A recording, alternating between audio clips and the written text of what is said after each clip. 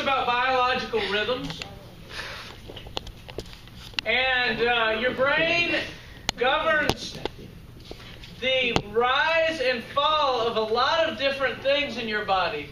Happens on a daily basis, and sometimes on a seasonal basis.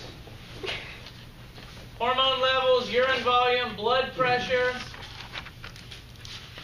I don't have body temperatures up here. Every night your body temperature goes down a little bit while you're asleep. Responsiveness of brain cells to stimulation.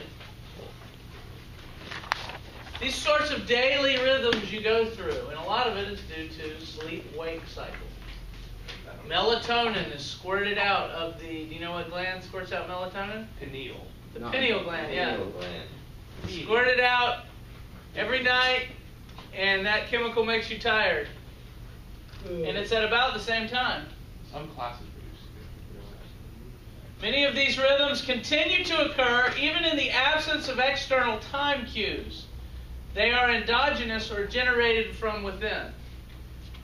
Here's an experiment that shows that that is true. They took, let's skip this slide. This shows a graph of the daily cycles of cortisol, which is kind of a stress hormone. A hormone cortisol is a hormone that gives you energy. And you can see it goes down in a nice little dip each night. And it's pretty regular.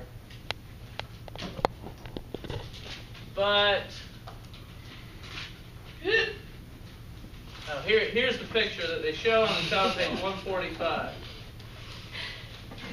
And what they did in this experiment is they took people, think if you would volunteer for this kind of experiment. They took people and they put them down underground in an old abandoned mine shaft, and they made it into a room, and you'd sit in there for a number of months. And there was no external time cues, which means no clocks, no TV or anything where you can get outside information and kind of know what time it is based on the shows that were on and that kind of thing. They had a computer and videos and stuff that they could watch, but they didn't let them know what time it was outside. And they noted when the person slept and when the person ate and that sort of thing. Isn't that cool? Here's a lady coming up out of it. She's been down there. Stefiana Fellini spent 4 months in the New Mexico cave, 30 feet underground, as part of an Italian study on biological rhythm. Could she talk to people? Her only companions were a computer and 2 friendly mice. She could talk to the mice.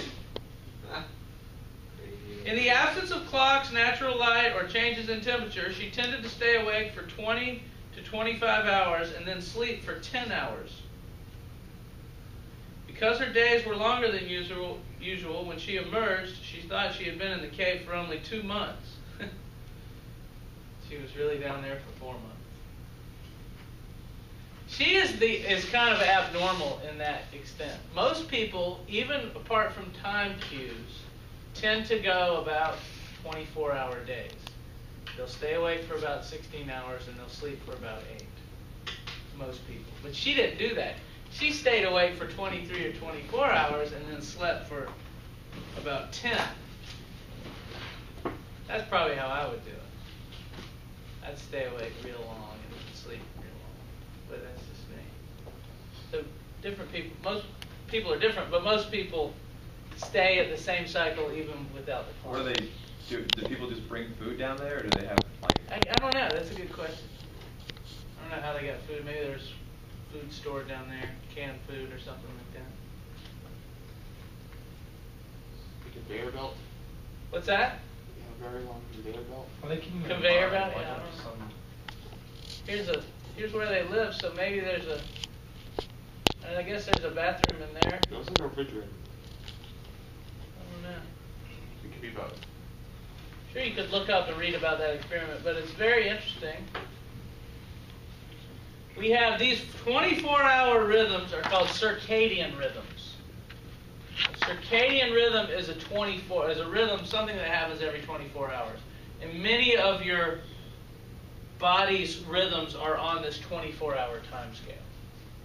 Your blood pressure goes up and down on a 24-hour rhythm, circadian rhythm. Sleeping is a 24-hour rhythm. Body temperature goes down regularly every 24 hours. So where is this biological clock? Well, they figured out where it is. The clock is located in a tiny teardrop-shaped cluster of cells in the hypothalamus called the Suprachiasmatic Nucleus, the SCN. People with damage to their SCN often have real screwed up cycles. How does it get damaged? It can be damaged by a stroke, by an accident, just kind of born with it and it didn't form right. So what happens if you have a screwed up cycle rhythm? People either can't get to sleep or sleep too much or aren't on a normal 24-hour cycle. So, they might stay awake for 2 days and then sleep for a day or something like that. It differs for the injuries. There are some people who hardly sleep at all, and they're being studied. Most people, if you deprive them of sleep, they'll die. They've done this in torture chambers, One way to torture a person is to not let them sleep, wake them up every time he fell asleep. And eventually they die when you do that to them. So sleep is absolutely necessary. These people did not die? There are some people, though, that don't hardly need any sleep. They know to some extent that it's genetic because there's a family where the dad has passed it on to his kids, and none of them need any sleep. They sleep like 15 minutes a day. That's it. And they do just fine. So we still don't know what the purpose of sleep is and why people do it. Most people, if they don't sleep, they die. Those people, they don't sleep and they do just fine. How is that? We don't know. We don't really understand. What's the cause of people that fall asleep anywhere? Narcolepsy. We'll talk about that. That's the next section. What the cause of it, though, I don't know. That's one thing. We don't really understand how the brain works. How does it jump? So all we can really do is study the symptoms. And some people happen to fall asleep all the time. Why? I'm not sure anyone knows for sure. It might differ from person to person. How does exhaustion kill you? That's a good question. I don't know. Do they really need those 15 minutes of sleep, or? I think so. They have to have a little bit of sleep, but it's not much. Yeah. I've read about them, and it's just a case study that was in one of those magazines. And the scientists were trying to figure out what's the difference between them and everyone else. And is it something, wouldn't it be great if all you needed was 15 minutes of sleep? Think how well you do at school. Think how good you'd be at golf if you practice golf instead of sleeping. Think of all that time. That's a lot of time. So is it something? Is it a chemical they have? Maybe if it's so, something you can give to somebody else, and maybe that would work for them. They were trying to figure that sort of thing out. But as far as the magazine said, they didn't really know. Is there something that could counter melatonin? I know that melatonin is something you can take to help put you to sleep.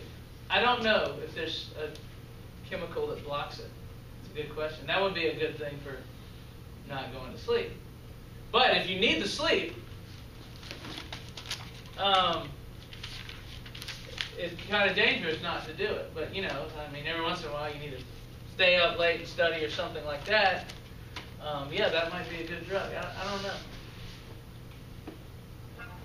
How does the suprachiasmatic nucleus know when it's light or dark, when it's day or night? Well, there are neural pathways from the eye. The pathways from the eye go to the suprachiasmatic nucleus and say when it's light or dark. And so this can be circumvented. Lights work as well as daylight. So one of the things they tell you not to do if you can't sleep, don't watch TV, they say, because that's light. And that's basically a signaling your brain that it's daytime. So they tell you not to do that. It's hard not to watch TV when you're just laying there and you can't sleep. Or read or something like that. When you read, you turn on the light, and that's light. You got to stay in the dark instead. There's the suprachiasmatic nucleus. Two little areas at the base of the brain there. And that's the hypothalamus. This area here is the hypothalamus.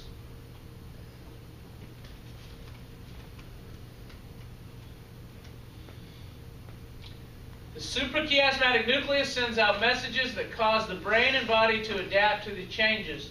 If you, takes a while to adapt to changes in the amount of light. So that's what jet lag is all about. If you fly to Los Angeles, all of a sudden it's getting dark at a different time. And so it takes your body a few days. The suprachiasmatic nucleus doesn't change like that. It takes a few days to get used to it. So that's why jet lag exists. Scientists think there are other clocks in the body other than the suprachiasmatic nucleus. Maybe some other parts of the brain are also keeping the clock. And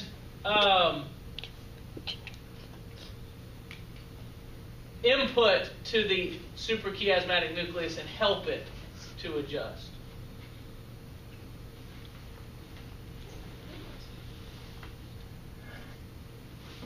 So the rhythms are synchronized.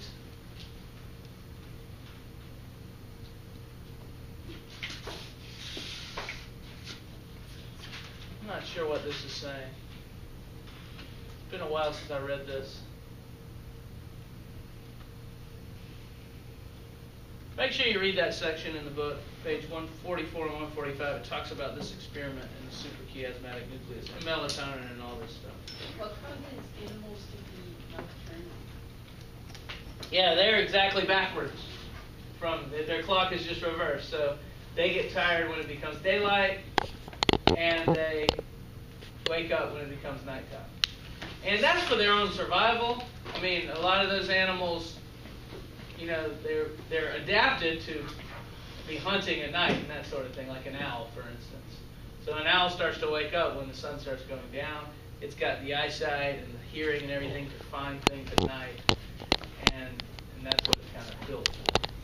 So it's just a reverse in what you're alert to, and that's probably coded in their DNA.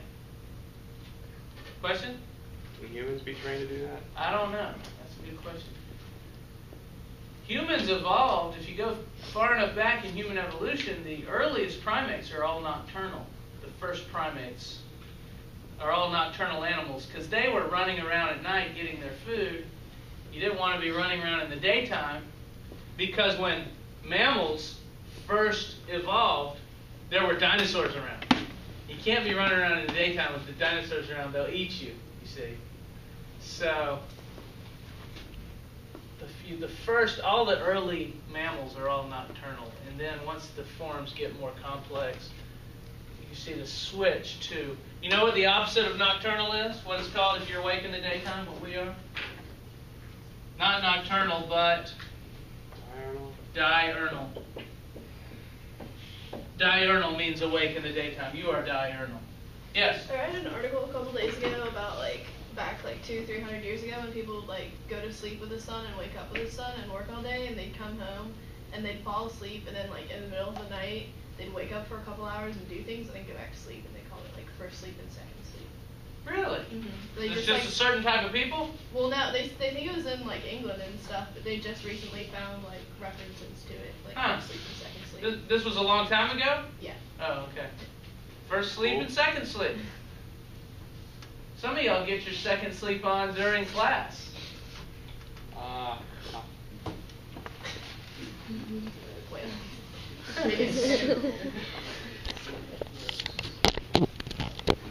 right, let's go on here.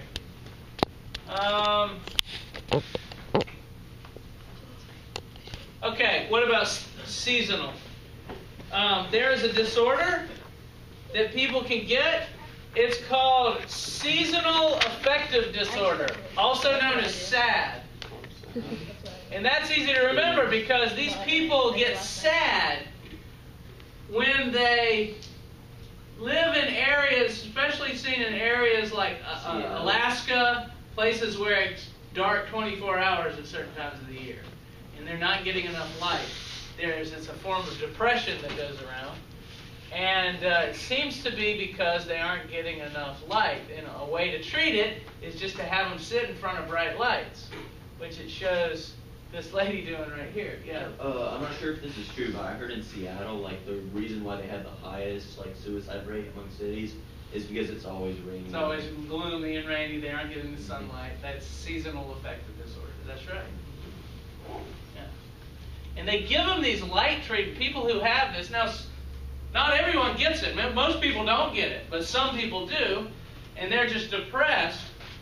And they go into these treatment centers, and they show one of the treatment centers in Norway on the bottom left of page 147. People sitting in front of these lights and doing work or something. And you can just sit in front of these lights for a couple hours, and it fixes it. The people aren't depressed. It doesn't work for everybody. Some people are still depressed, and they don't know what to do with them. But, start giving them antidepressant drugs and such. Sometimes you just say, well, why not just take the antidepressant drugs instead of having to sit in front of the light for hours? Can you guess what the answer to that is? You're not putting chemicals in your body. Well, that's true. Some people don't want to take drugs and put chemicals in their body that might have bad side effects. Yeah. Some people, the drugs don't work on them. So, drugs don't work, what are you going to do? Let's try this. Hey, that works. Great. You got to find other ways to treat because drugs don't always work. What if you had a blind person with that disorder? That's a good question. I don't know if blind people get the disorder. They wouldn't get it. Well, How would they know if it's dark? They're always depressed because it's always dark. That's a good question. That's depressing. Yeah, that would be. Maybe they have seasonal affective disorder, and they're not just sad because they can't see. You'll have to excuse Gerald. He suffers from seasonal affective disorder. He's in front of the lights, nude, see, and it's supposed to be funny. No? Do you have to be naked when you're doing it? No. But he is. What about the menstrual cycle? Ladies, you go through a menstrual cycle each month. And here is a nice little graph showing the mood of women during their month. So this down at the bottom, you see menstrual. That's when women are bleeding, have menstrual bleeding. And then ovulatory, that's when women are ovulating, releasing their eggs, which, if you didn't know, comes about 2 weeks after the menstrual bleeding starts. And then after that, they're at this premenstrual stage where they're about to go through the menstrual stage. And you've probably heard of something called PMS. Have you heard of that? Premenstrual Syndrome is the idea that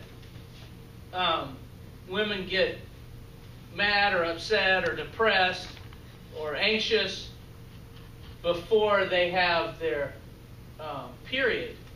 And so this was a test to see if that's actually true. And so what they did was they got women to keep daily reports in like a diary. And they didn't tell the women what they were doing, so the women kept daily reports, and they were supposed to write about their mood. And they kept it for several months with several different women. And then they totaled them up. And just for a control group, they also did men doing the same thing. And this was women's daily reports of their mood. And they'd have them do it on a scale of 1 to 10. So 5 being neutral, higher than 5 being in a good mood, lower than 5 being in a bad mood, and they averaged them all up. So this line, the purple line, shows the average of women's moods over the year, over the month, and the red line shows the average of men's moods over the month. And when they put that together with when the women were having their parts of their cycle, you get basically a pretty straight line. It's a little worse mood premenstrually than the other times, but not much. There's not much of a difference there. But if you go back to the women and you give them a notebook and you say, now think back over the month and record what your mood was like at different parts of the month, keeping in mind your menstrual cycle when you were at different stages of your menstrual cycle. Well, then the women gave very low ratings to what their mood was premenstrually. They thought, hey, I had PMS this day, when they're going back and thinking about what their menstrual cycle was. They're giving very low ratings to their mood, when actually that's not what they were recording. So going back and thinking about what the menstrual cycle and then recording the data gave a different result than what the actual journals were when they were recording day by day and didn't realize it was being charted with their mood. So this experimental evidence suggests that PMS isn't nearly as bad as women say it is.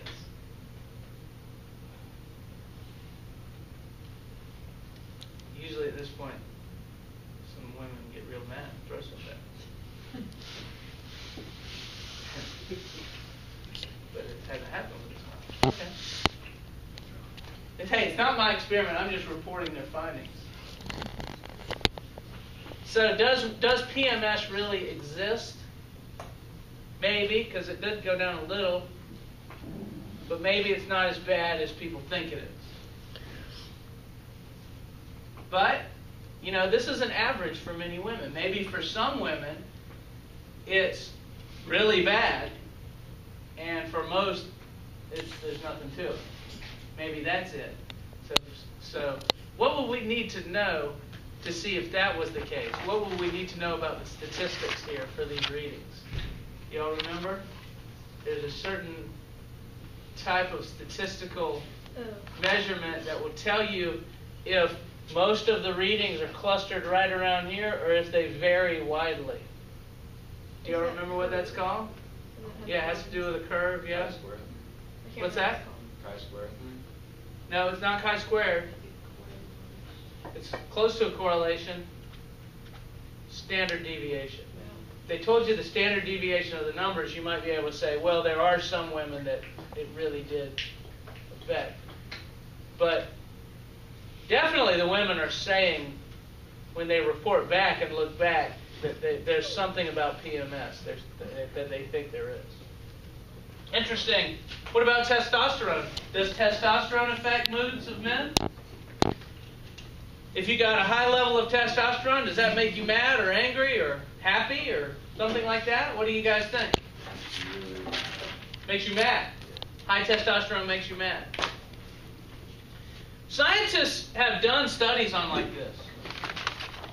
They take testosterone blood levels and then they have the people report their mood, and they correlate the two, you see. And what they found out was that there is a correlation. But it's not that high levels of testosterone then make you mad. They find out that if you get mad, you suddenly release a lot of testosterone. That it's the anger that comes first. And that's why there's a correlation. The anger comes first, and then testosterone is squirted out from your testes. There is a relationship between that in men, but it may not be in the way that you think.